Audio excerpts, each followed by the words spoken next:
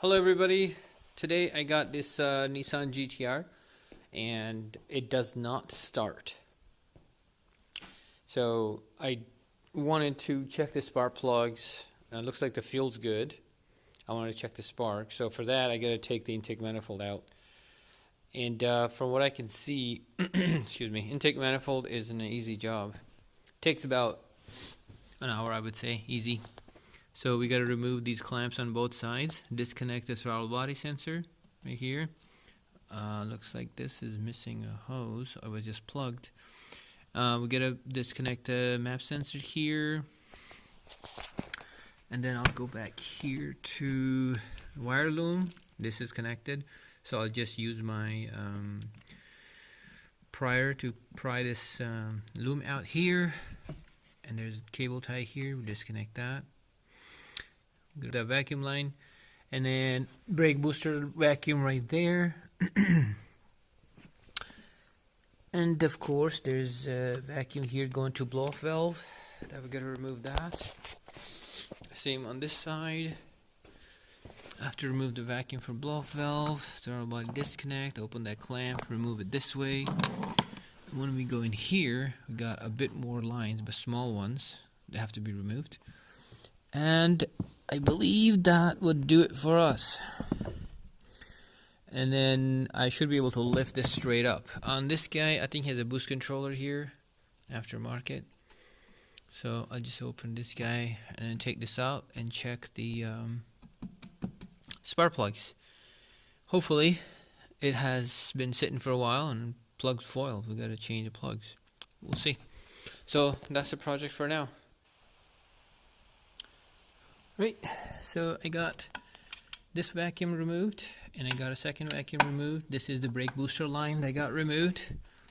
And next thing we gotta remove is this vacuum here, vacuum line. Alright, that is out. So the electrical wire harness is already removed from here. This right here is unplugged, and this right here is unplugged there too. Okay. And now I'm gonna work on these 10mm bolts to open these bolts here. Okay, there's one and there's one right there. So you got 1, 2, 3, 4, 5, 6, 7, 8 bolts. That will loosen up disconnect the manifold from the lower part. I already went ahead and removed actually loosened up the C-clamps, disconnect my throttle body here. So I'm going to remove the throttle body connector here. There we go. Map sensor here. Perfect. I believe there was something here, but I would just plug it because I think they just plugged that thing. This is a vacuum for the diverter valve slash blow off valve. Perfect. Got that disconnected. Okay, I think that is all we need to remove from the manifold part. And next I'm just gonna remove the bolts.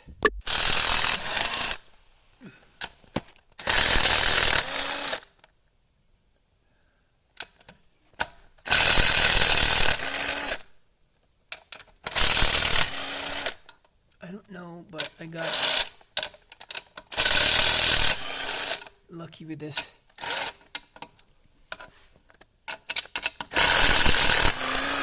Perfect. I'm thinking of removing this plate right there. No, it's not part of the manifold, so we're not going to. Okay, let's try it out. Yep, it's loose. So for the next step I need both hands. Sorry. Okay, I do need both hands, I'm sorry. Otherwise I wouldn't be able to lift it. So I got the intake manifold out. My gasket obviously did not want to stick onto the top part of the manifold. And let's look inside. Looks very clean in my point of view. Valves are decent. Valves are clean. Only if this thing will focus. I'm sorry, but it won't. Okay, so next step, I would just clean and wipe. Looks like this car has an aftermarket fuel injectors. performance fuel injectors, I would say, the right words, because I don't remember OEM equipment using these injector adapters ever. So he probably has a high performance fuel injector system. So right here, you see this liquid on it? This car's been flooding. I can tell already. It smells like gas. So probably didn't run because the plugs are flooded. Wait. Yeah. What would cause this to flood? Anyway, I'm going to take the ignition coils out one at a time and answer my own question. But before I do that, I want to cover all this to prevent any materials from falling into the actual combustion chamber. So I will wipe it down and then I'll put some tape on it. So I cleaned it, put a tape on it because you don't want anything dropping in there. So we'll go ahead and move on to the coils. Remember, we need to find out why. Well, not we. The royal means I need to find out. Why is this car getting flooded? So apparently this thing was running according to them. So coils have no oil on them, so I don't think there's any valve cover leak that preventing the spark causing any spark problems. So I'll take the plugs out and get new plugs, and then I will go ahead and check out.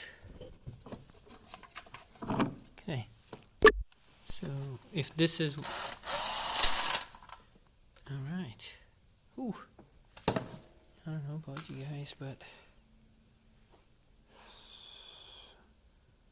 plugs look pretty carbonated and full of fuel. And this guy has HKS M45HL plugs. Good plugs.